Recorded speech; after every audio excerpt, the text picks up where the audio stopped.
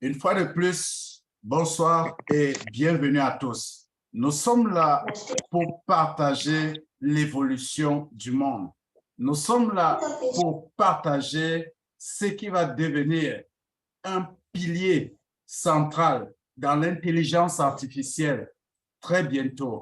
Nous avons commencé comme un petit œuf qui a éclore et aujourd'hui, nous sommes en pleine vitesse de croisière. Je parle ici de l'écosystème DJU.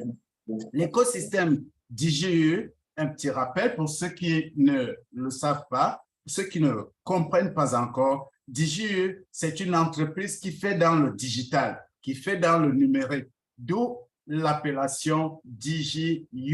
U comme you, toi ou moi, digital, toi-même. Une personnalité numérique, une photocopie de toi en version numérique. Voilà l'objectif principal de l'écosystème DJU. DJU opère dans le domaine de l'intelligence artificielle. DJU est un écosystème pour développer des projets liés à l'intelligence artificielle et à la technologie de la blockchain. Ceux qui ne connaissent pas ce que c'est la blockchain, ceux qui veulent comprendre, qui entendent parler, retenez cette expression blockchain. C'est un catalyseur de l'intelligence artificielle. Et bien, aujourd'hui, DJU est l'unique opportunité.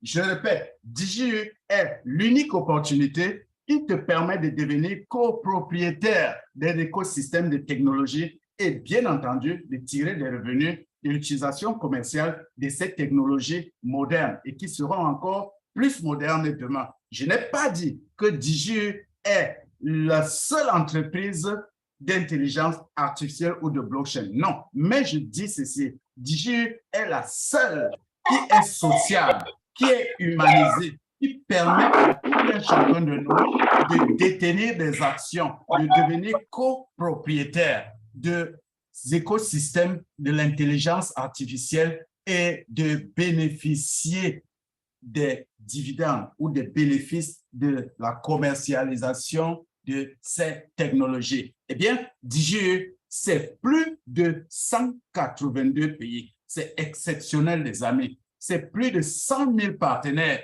et plus de 12 000 investisseurs. Et ce n'est que le début. Bien entendu, nous ne sommes qu'au début. DJU, c'est quelque chose de fantastique. C'est un projet faramineux. Donc, comme je le dis, nous sommes au début. 182 pays, c'est 182 pays repartis dans le monde, en Afrique comme en Asie, comme en Europe et un peu partout. Alors, DJU, en peu de temps, en 2 ans d'existence, c'est beaucoup de réalisations. Et nous allons citer quelques-unes. Le fonds de capital risque. Qu'est-ce que c'est le fonds de capital risque? Eh bien, le fonds de capital risque, c'est un fonds qui est créé pour générer de l'argent, regrouper de l'argent et maintenant analyser des marchés, analyser des perspectives prometteuses d'autres startups dans le domaine de l'intelligence artificielle, bien sûr, et de la blockchain, d'expertiser cela, de financer ces entreprises naissantes, ces startups, de récolter des revenus et de reverser aux actionnaires, aux détenteurs de titres de propriété qui ont acheté dans DJU. Voilà ce que c'est le fonds de capital risque. Le fonds de capital risque a été le premier à investir dans l'écosystème EWA. Ça, c'est la première chose que le fonds de capital risque, qui n'est d'ailleurs pas totalement créé, qui n'est pas encore finalisé dans sa création, c'est en cours de création. Donc, voilà ce que c'est le fonds de capital risque. Et DJU est en train de se constituer en fonds de capital risque. À savoir, les fonds de capital risque dans le monde, ce sont des géants qui détiennent des milliards de dollars d'actifs et qui sont à l'affût de toute entreprise naissante, de tout embryon qui peut porter à l'avenir. ils entrent à l'intérieur, ils éjectent leurs milliards et après, ils récoltent d'énormes bénéfices. Eh bien, c'est ce que Digi est en train de vouloir faire pour nous qui sommes les investisseurs. Il y a eu un cadre technologique qui a été établi avec la création du laboratoire DigiLab, le laboratoire blockchain, qui a lancé, qui a propulsé, hein, en anglais on parle de power, qui a propulsé le cost-chain décentralisé EWA, qui sera bientôt la licorne de Digi. La société possède 3 développements basés sur l'intelligence artificielle dans son portefeuille. Il y a l'analyse prédictive, il y a le traitement du langage naturel et, bien entendu, la vision par ordinateur. Et l'équipe d'intelligence artificielle, pour ceux qui sont allés dans Play Store, vous avez vu une version déjà fonctionnelle de la vision par ordinateur. Vous avez ça là-bas, vous pouvez télécharger. C'est encore en version bêta, mais ça montre déjà que nous sommes sur la bonne voie. Et tout ceci a été breveté. Et Digi, c'est une communauté de partenaires, des bureaux ouverts un peu partout. En ce qui concerne l'Afrique, à Cuba, au Togo, au Bénin, au Cameroun, en Côte d'Ivoire. J'ai parlé de Cuba. Cuba n'est pas en Afrique, bien sûr. Nous avons 4 représentations officielles en Afrique et il y en a à Cuba, dont le représentant est Abelardo. Il y a en Indonésie, il y a au Vietnam, je crois si je ne me trompe pas, en Indonésie. Au Vietnam, nous avons le géant Do Van Tam et en Indonésie, je ne connais pas trop son nom. Voilà, 182 pays, 100 000 partenaires et 12 000 investisseurs. Nous sommes encore au début. Digi, bien entendu, le cadre juridique, parce que les gens demandent tout le temps que, bon, est-ce qu'on est sûr que c'est quelque chose de vrai, c'est quelque chose de réel? Bien, Digi est enregistré en Union européenne. Digi a un titre de propriété ISIN qui n'est pas d'ailleurs donné à n'importe qui n'est donné qu'aux entreprises dont on a vérifié l'existence légale, dont on peut certifier que cette entreprise ne va pas se volatiliser avec les investissements des partenaires. Eh bien, le code ISIN est là, ça s'affiche à l'écran. Vous pouvez aller sur le net, taper ce code ISIN et voir si c'est vrai ou si ce n'est pas vrai. Il y a 2 entreprises enregistrées dans la gestion de l'Union européenne. Il y a Digi Holding et Digi Finances. Digi Holding, pourquoi? Parce que nos titres de propriété sont déposés dans Digi Holding. Nos actions sont déposées là-bas, sont notariées dans Digi Holding. Et nos finances sont déposées dans Digi Finance, qui est comme la banque qui récolte notre argent. Et là-bas aussi, c'est vérifié par des procureurs de la République, par des experts financiers, que tout est fait selon les règles de l'art. Donc, ceux qui investissent dans Digi ne doivent pas s'inquiéter. Leur argent va au bon endroit et c'est en sécurité. Ceux qui détiennent des actions dans Digi ne doivent pas s'inquiéter parce que leurs titres de propriété sont notariés en Union européenne dans des juridictions précises. Eh bien, Digi, comme réalisation, c'est 4 produits. 3, si je peux dire. Il y a un 4e, mais nous y reviendrons. Il y a le premier produit Digi Wealth qui est fait des merveilles. Pourquoi? Parce que c'est le produit qui nous donne actuellement les bénéfices. Nous prions de couper vos micros, s'il vous plaît. Digi Wealth, qui est le premier produit à succès de Digi et le seul qui nous apporte des dividendes actuellement. Le seul produit sécurisé sûr en investissement sur le marché de la DeFi depuis 2020. Ça fait ses preuves. Vous mettez votre argent dans Digi Wealth, même si c'est 2 milliards, vous êtes sûr que votre argent est en sécurité et va vous rentabiliser chaque fin du mois, ou si vous voulez, chaque début du mois. Nous avons notre cross-chain EWA. J'ai expliqué ici plusieurs fois. Je vais brosser je vais faire un bref résumé. Qu'est-ce que c'est EWA pour les nuls, nous les nuls qui ne comprenons rien? EWA, j'ai souvent l'habitude de dire, c'est comme un échangeur universel de gaz domestique.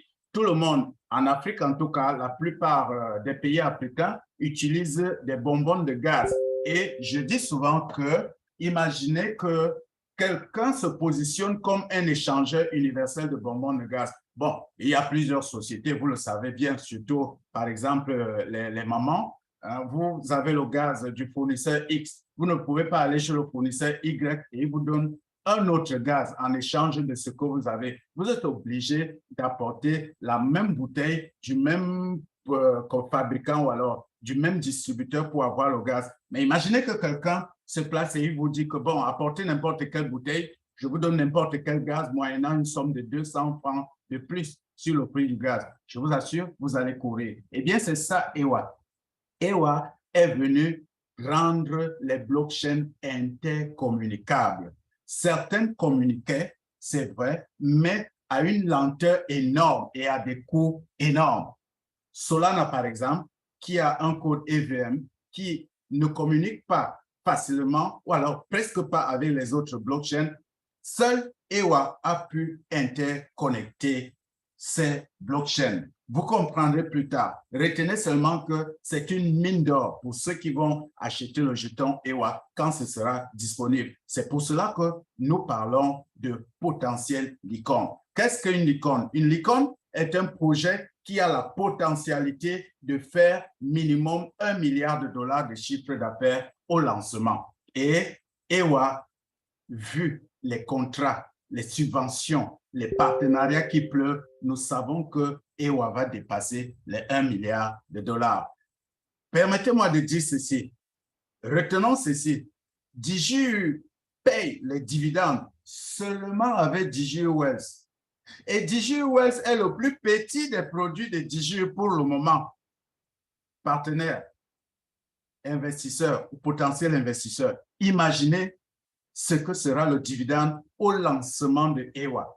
Quand EWA aura la vitesse de croisière, quand l'analyse prédictive va être lancée, parce que les produits sur l'analyse prédictive ne sont pas vraiment lancés. L'analyse sur la reconnaissance et tout, vocale ne sont pas encore lancés. Imaginez quand ce sera le cas. Vraiment, les pleurs du mbolé, comme on dit au Cameroun, pour ceux qui n'auront pas d'action. Bien, continuons. DigiU Éducation, pour ceux-là qui ont accès ces jours-ci à DigiU Éducation, nous constatons que DigiU Éducation a pris aussi une vitesse de croisière à cause de l'étoffe de la multitude de cours qui sont chargés dans ce segment. Nous voulons des investisseurs qui connaissent. La connaissance, c'est le pouvoir. Nous voulons des investisseurs qui sont éduqués. Et c'est pour cela que DigiU vient de rajouter plusieurs cours. Si vous permettez, je vais partager quelque chose et vous allez voir rapidement pour comprendre parce que c'est important. Alors, nous devons faire cela. Je vais partager mon écran. Vous allez voir. Je crois que tout le monde a mon écran de partage que voici. Nous avions le cours que nous avons auparavant. Nous avons le cours Comment devenir investisseur en capital risque. C'était le cours qui était là au départ. Et puis, nous avions eu l'introduction aux crypto-monnaies qui au départ était en russe. Il n'y avait pas les autres langues. L'anglais, ici j'ai mis par défaut le français, mais il y a en anglais et dans d'autres aussi. Vous avez le deuxième cours qui a été traduit, qui est disponible, l'introduction aux crypto-monnaies. Et je vous assure que même nous qui disons que nous ne sommes pas quand même profanes dans l'univers des crypto-monnaies, en suivant ce cours, j'ai encore acquis d'autres connaissances que je n'avais pas. Et il est à noter que ces cours sont gratuits. Et vous voyez ces cours gratuits, si vous devriez payer dans un centre de formation pour avoir ne serait-ce que ces cours-ci, je vous laisse imaginer le prix que vous devriez payer. Et là, le troisième cours, on monte un peu d'un cran. On forme comment fructifier son argent en ligne. Comment créer un portefeuille MetaMask, Trust Wallet, comment créer un compte sur Binance, qu'est-ce que la finance décentralisée, qu'est-ce qui compose la DeFi, ainsi de suite, ainsi de suite. À la fin de ce cours, vous êtes en mesure de comprendre et de faire vous-même des placements en ligne. Et ce cours ne coûte que 25 $. Avant, pour ceux qui savaient, pour ceux qui entraient dans ce segment-là pour voir les cours, ce cours était à 250 $. Donc, vous voyez une réduction extraordinaire, juste pour permettre à chacun d'avoir les connaissances nécessaires. Alors, ne vous privez pas, dépensez 25 $ pour acquérir cette connaissance. Parce que ces 25 $ que vous allez dépenser pour acquérir ces connaissances vont vous permettre de gagner 2 500 000 $ et voire plus. Et il y a un autre cours qui a suivi, Farming dans la DeFi, les outils modernes d'investissement. Il coûte aussi 25 $ et c'est aussi un cours très, très, très important. En tout cas, pour ceux qui veulent aller loin. Et puis, il y a un dernier cours, 25 $, qui n'est pas encore traduit et qui est aussi important, qui va nous parler des cross-chains et notamment du cross-chain EWA, de ses avantages et tout ce que cela va apporter. Il sera traduit très, très bientôt. Eh bien, voilà donc ce que je voulais partager là concernant ce segment de Digio Éducation. Permettez que je revienne à mon écran de partage précédent. J'étais donc en train de dire que Digio Éducation est très, très important. Non seulement ça, c'est gratuit, parce que je ne suis pas sûr que dans le futur, ce sera toujours gratuit. Nous l'espérons, mais je ne suis pas sûr. Donc, le principal objectif de l'écosystème Digio est de faire en sorte que chaque jour, de nouveaux projets prometteurs comme celui-ci puissent voir le jour. Eh bien, Digio, c'est l'intelligence artificielle la plus humaine et la plus simplifiée. Je vous ai dit tout à l'heure que Digio a ouvert son capital à tout le monde entier. Beaucoup d'entreprises ne le font pas. La plupart d'ailleurs ne le font pas. Digio enseigne des professions et des compétences au travers de Digio Éducation. Le segment Digio Éducation est une entité importante, donc ce sera davantage étoffé de cours à l'avenir. Digio crée de nouveaux emplois. Moi, je suis employé à Digio. Donc, c'est vrai. Ceux qui disent là qu'ils créent les emplois, comment? Me voici. Je suis employé à Digio. Je suis payé chaque mois. Donc, Digio crée de nouveaux emplois. Et ce n'est que le début. Et il y en aura encore. Il y aura des recrutements. Si vous êtes visionnaire, si vous voulez faire de Digio votre cheval de bataille, prenez très au sérieux ce que nous vous enseignons, ce que nous vous partageons dans les webinaires, dans les conférences physiques. Digio fait vivre des familles entières de par les revenus de partenariat qui tombent chaque jour dans le back-office. Digio aide à s'adapter à ce nouveau monde numérique. Vous constatez, vous êtes là. La blockchain n'est plus étrangère dans votre langage. Les crypto-monnaies, ce n'est plus quelque chose d'étrange. Tout simplement parce que vous avez embrassé Digio et on vous aide à comprendre davantage ce que c'est que ces nouvelles expressions, ce que c'est l'intelligence artificielle. Et au-delà de toute chose, Digio aide à obtenir un revenu passif provenant des investissements. Eh bien, comment investir dans Digio et qu'est-ce qui donne l'argent dans Digio? Comment gagner de l'argent dans Digio?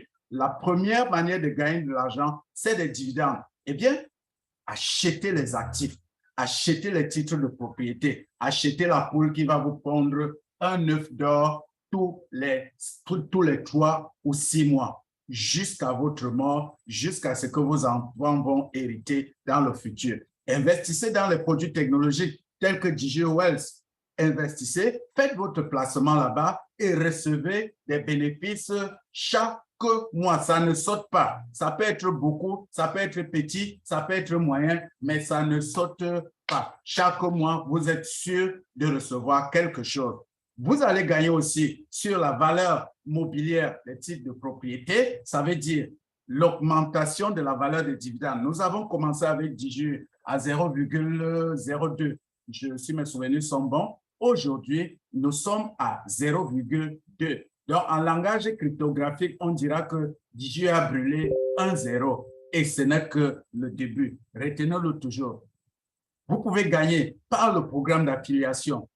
En fait, vous constatez qu'il y a plusieurs moyens de gagner de l'argent en attendant les dividendes qui viennent tous les 6 mois pour le moment.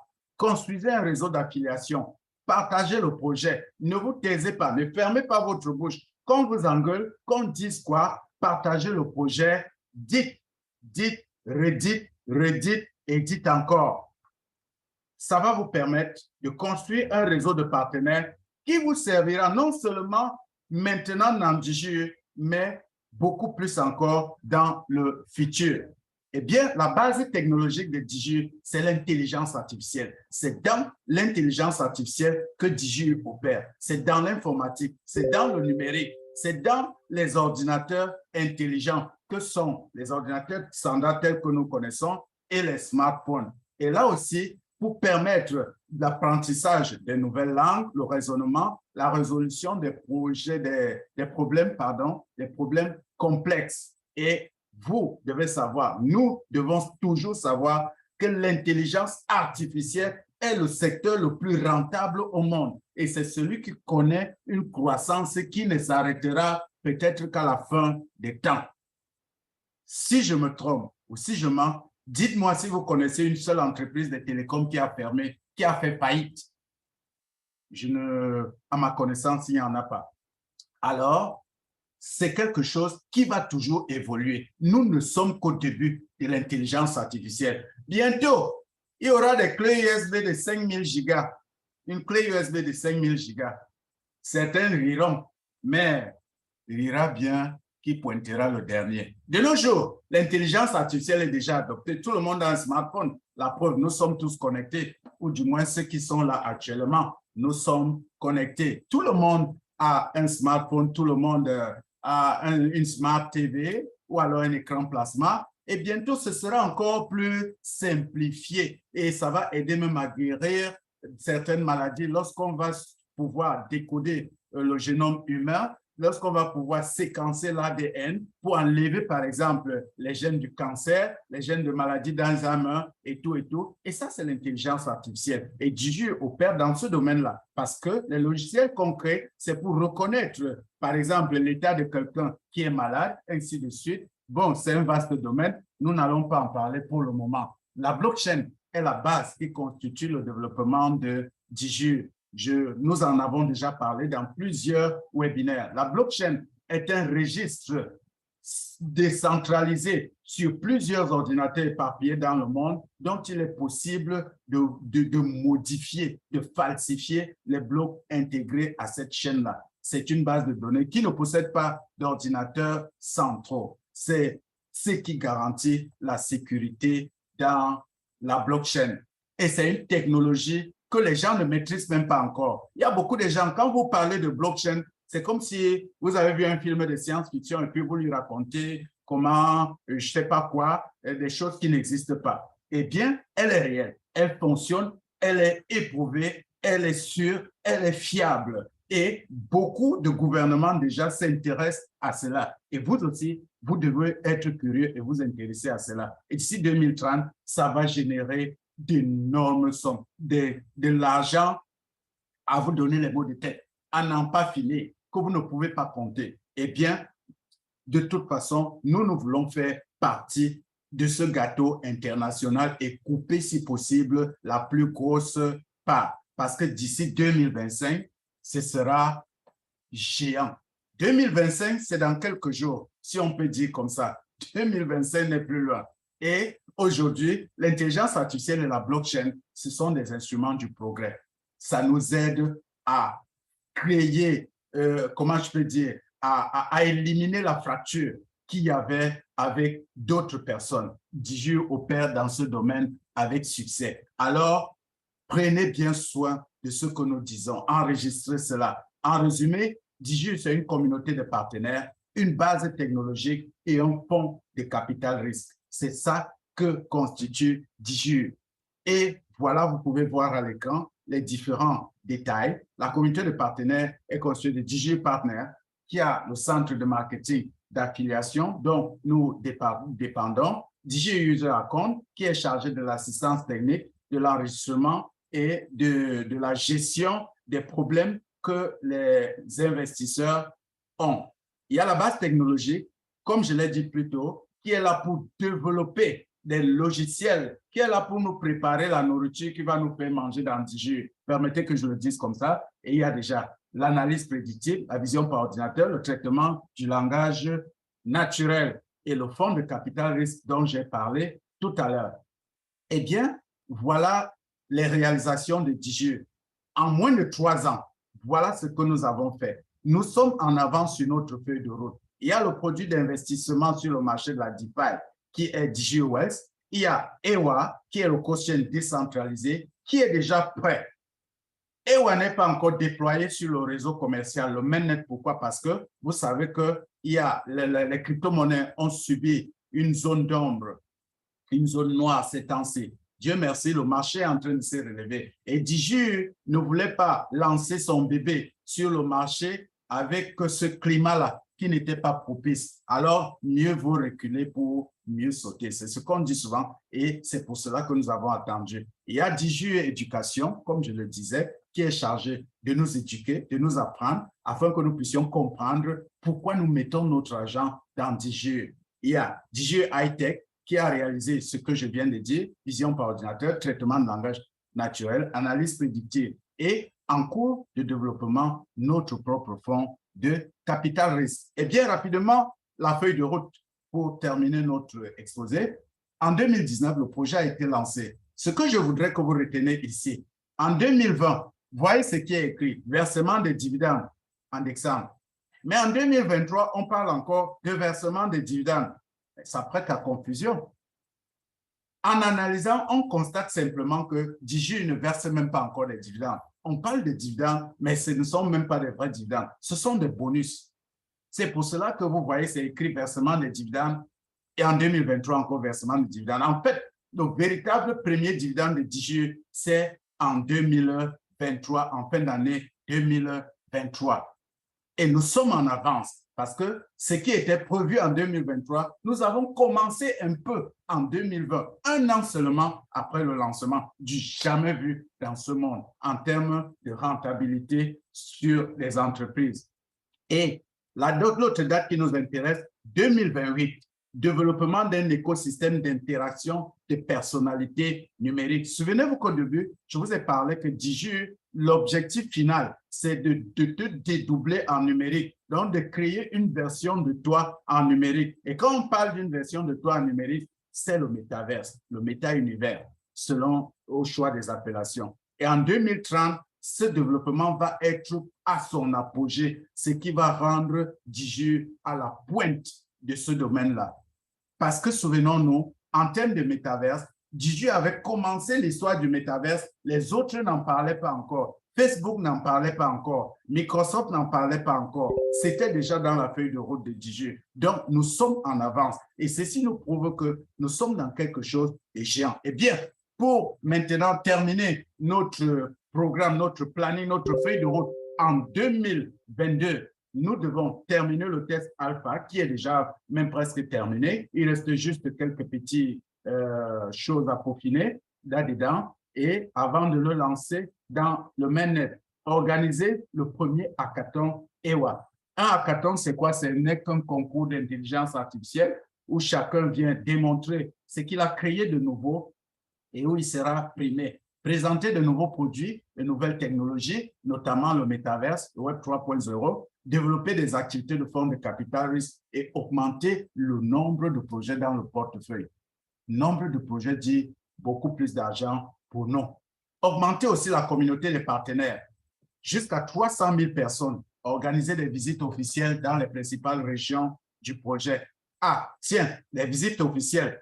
Vous voyez, ceci a été planifié et ça a déjà été fait. En tout cas, une grande partie. La preuve que DigiE dit ce qu'ils font et ils font ce qu'ils disent. DigiE a déjà organisé le roadshow en Indonésie et au Vietnam. Et la suite arrive. Notre top leader nous en parlera certainement. Eh bien, tout ce que nous avons à vous dire, c'est que devenez partenaire intégrant. Devenez partenaire. Venez, inscrivez-vous. Rejoignez-nous dans un écosystème international qui va faire de nous des milliardaires très bientôt. Merci à vous de m'avoir suivi. Je vais encore arrêter mon écran de partage et je vais vous partager une petite image pour vous laisser comprendre davantage là où nous sommes. Permettez que j'ouvre cette image. Je vais vous la partager et vous allez comprendre des choses que peut-être vous doutez souvent ou vous n'acceptez pas facilement. Voilà. OK, je pense que vous voyez tous cette image qui s'affiche. Vous voyez cette image qui s'affiche? OK. Regardez en haut. En haut, peut-être ça ne se voit pas, agrandissez. Vous allez voir la date. Le 18 avril 1963. Le 18 avril 1963. Ça, c'est une portion de journal publié le 18 avril 1963. Et il est dit, je traduis en paraphrasant, vous serez en mesure de transporter votre téléphone dans votre poche dans le futur. Je marque un silence pour vous laisser bien méditer. Vous, en 1963, quelqu'un avait écrit cet article en disant que dans l'avenir, vous allez prendre votre téléphone, mettre dans la poche et marcher avec. À ce moment-là, on lui aurait peut-être, on aurait pu lui couper la tête parce qu'il racontait une ânerie, une utopie, une chimère. Vous imaginez, à l'époque, le téléphone n'existait même presque pas. C'était le télégraphe, c'était, je ne sais pas moi comment on appelait ça. Et après, quand il y avait même, c'était le téléphone fixe, des gros machins avec un clavier rotatif. Mais quelqu'un avait dit que dans le futur, vous allez transporter le téléphone dans votre poche et vous voyez ce que la dame là tient en main, une version de smartphone, on dirait nos Motorola V3, ou un clin d'œil à ceux qui l'ont utilisé. Et je ne vous lis pas l'article, mais c'est très explicite. Pourquoi je vous montre cette image? Aujourd'hui, nous sommes en train de vous dire que voici, l'avenir sera comme ça avec 10 jours. Certains comprennent, d'autres pas. Eh bien, compreneurs comprennent. Merci. Je vais passer la parole à notre top leader, Octave, qui va brièvement nous entretenir sur la suite de notre sujet et nous allons passer aux questions-réponses. Merci.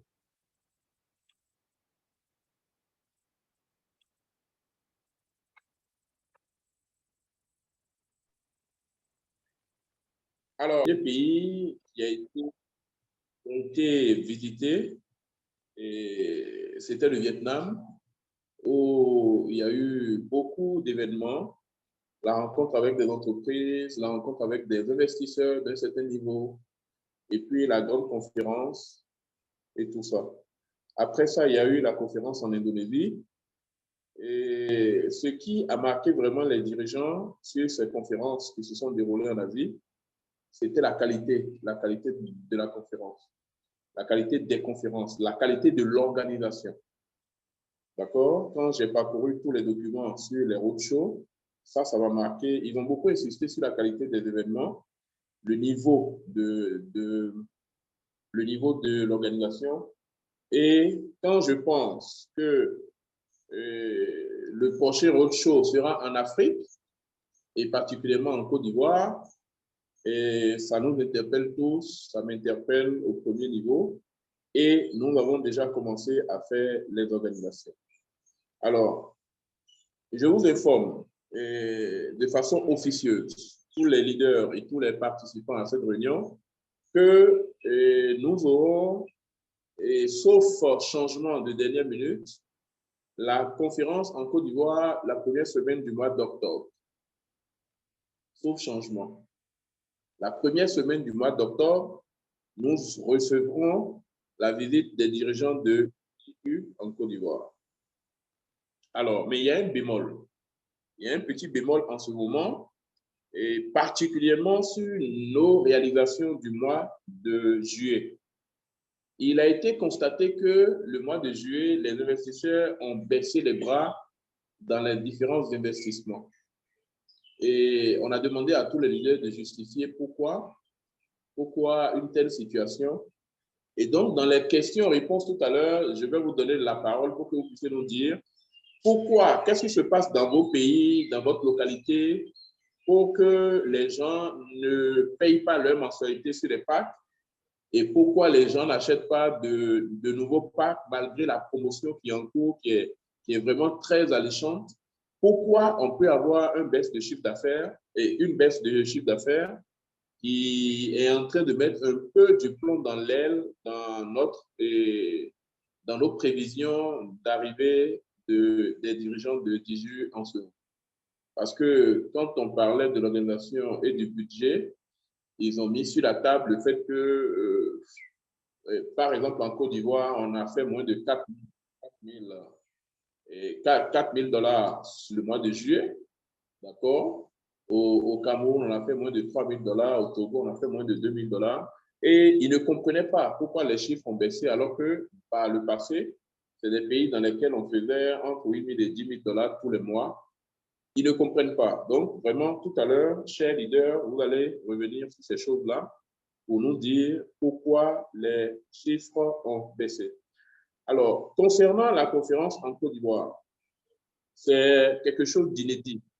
Et je vais vous donner quelques éléments sur les préparations, tout ce qu'on a envoyé comme document après des séances de travail avec les leaders des 4 pays les plus performants sur le projet en Afrique. Et nous avons déjà choisi l'hôtel, nous avons déjà choisi, on a prévu une visite touristique pour nos hôtes. Et on a prévu que les dirigeants de ces pays arrivent en Côte d'Ivoire. On a prévu qu'il y ait des scènes d'animation pendant la conférence. On a prévu des interprètes en russe et en anglais. On a prévu un service de sécurité à valider ou non par le siège. On a prévu une visite d'Abidjan. Il y a 2 visites. Il y a la visite d'Abidjan à travers la lagune et certains sites en ville. Et puis, il y a la visite de la ville historique de Grand Bassam, qui est une ville qui est portée qui est une zone, une ville, je dirais, qui est logée au patrimoine de l'UNESCO, la ville de Grand Bassam. Et donc là-bas, il y a des musées à visiter, il y a beaucoup d'attractions touristiques à voir et nous avons au programme. On a prévu une conférence vendredi, la veille, une conférence avec les leaders, avec tous les leaders d'Abidjan et de l'étranger qui seront là, une conférence de formation et avec d'autres invités, d'accord, des cadres de l'administration que nous allons inviter et si possible le ministère de l'information et de la communication de Côte d'Ivoire. OK, on attend juste d'avoir la date précise, figée par le siège et la réservation de l'hôtel payée pour que nous puissions envoyer les invitations. Tout ça est déjà apprêté. Et donc, sur les conférences du Vietnam et d'Indonésie, nous avons observé que la présence, il n'y avait pas du monde. Bon, c'est vrai, ils ont parlé de 250 salles, mais comme moi j'ai regardé, je n'ai pas forcément vu 250 personnes. Je ne sais pas si vous avez fait attention. J'ai vu environ entre 150 et 200 personnes généralement sur les 2 conférences. Mais nous devons faire mieux. On doit faire plus. Je pense que dans les prévisions, on a décidé de prendre 250 places pour la salle. Mais nous devons mobiliser plus. Ça veut dire que vous, les leaders qui êtes à l'étranger, vous devez mobiliser. Si vous ne pouvez pas venir vous-même, si vous avez des filleuls en Côte d'Ivoire, vous devez commencer dès maintenant à les inciter à venir. Nous allons publier d'ici là, une fois qu'on aura la date, un Google Form pour permettre aux gens de s'inscrire, de se préinscrire sur la conférence pour qu'on ait une idée du nombre de personnes qui viendra et afin qu'on n'ait pas de surprise. Parce que si on prend une salle de 250 personnes et qu'après, on est autour de 400, avec les restrictions du Covid, vous voyez que ça va nous poser quelques soucis. Donc, tout ça est en train d'être fait en ce moment. J'avoue que ça me bouffe un peu d'énergie vu qu'ils ne sont pas en train de se décider rapidement sur la date. Et une fois qu'on aura la date, vous allez voir que les choses vont aller très, très rapidement. Donc, voilà un peu ce que nous sommes en train de faire en ce moment, qui devrait être motivant pour nos filleuls. J'oubliais, j'étais en train de contacter une structure ici, ce n'est pas encore bouclé, une structure qui forme les gens en intelligence artificielle. L'objectif au bout, c'est de tisser un partenariat entre cette structure et DGE. Eux, ils font déjà la formation. Pendant ces vacances, ils ont même formé des enfants de 7 à 14 ans en intelligence artificielle. C'était vraiment formidable. J'ai pris contact avec eux et je suis en train d'organiser une rencontre, c'est-à-dire une visite des dirigeants de DGE dans les locaux de cette structure-là, envie de mettre en place un partenariat dans la durée pour qu'on puisse avoir une fêtière en Afrique qui va bénéficier de l'expertise de DGE pour pouvoir vraiment former nos jeunes à la chose de l'intelligence artificielle. C'est un programme assez dense, d'accord, et pour cela, de telle sorte qu'ils puissent dormir dans l'hôtel dans lequel nous allons faire toutes les conférences. Donc, il y a la grande salle pour la grande conférence le samedi, il y a les petites salles où nous allons avoir la presse, il y aura 6 organes de presse, je crois 2 chaînes de télé et 4 organes de presse écrite, d'accord? J'ai déjà négocié, tout est déjà bouclé en attente de voir la date et de confirmer tout. Tout est déjà prêt. Donc, c'est une grandiose conférence que nous allons faire. Et je sais que le siège a dit qu'ils vont se déplacer, et c'est ce qu'ils ont fait au Vietnam et en Indonésie. Ils se sont déplacés avec le photographe reporter de la société pour pouvoir avoir des images. Et j'avoue qu'en Afrique, ils en auront plein.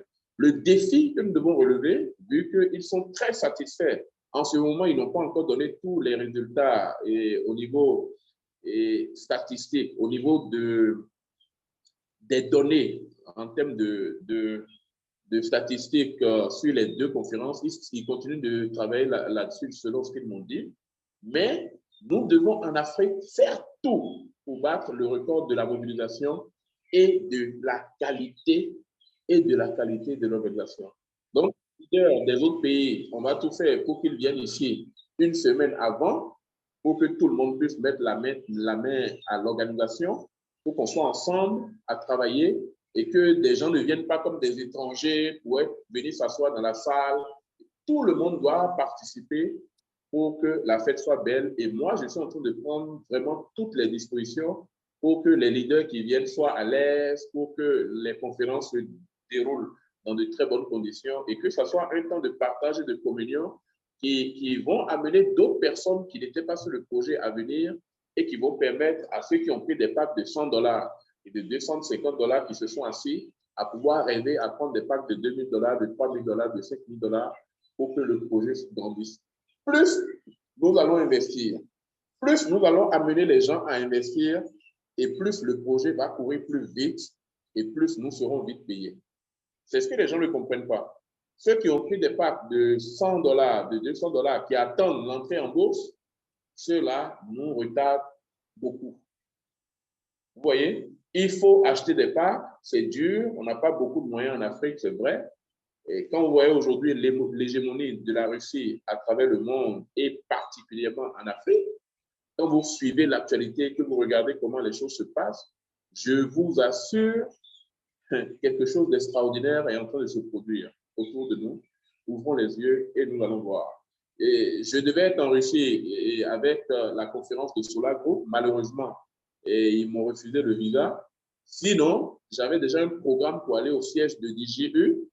Ils ont déjà tout organisé. Malheureusement, et une semaine avant, je n'ai pas obtenu ils ont refusé le visa à tous ceux qui partaient de la Côte d'Ivoire. Et malheureusement, il n'y avait que le Cameroun, le Togo et le Bénin qui y étaient. Sinon, j'allais revenir avec des formations beaucoup plus chaudes que ce qu'on a actuellement. et ça allait beaucoup plus booster. Nous mettons du temps parce que c'est le 10 que Onyeng est revenu de l'Indonésie. C'est le 10 qu'il est rentré en Russie.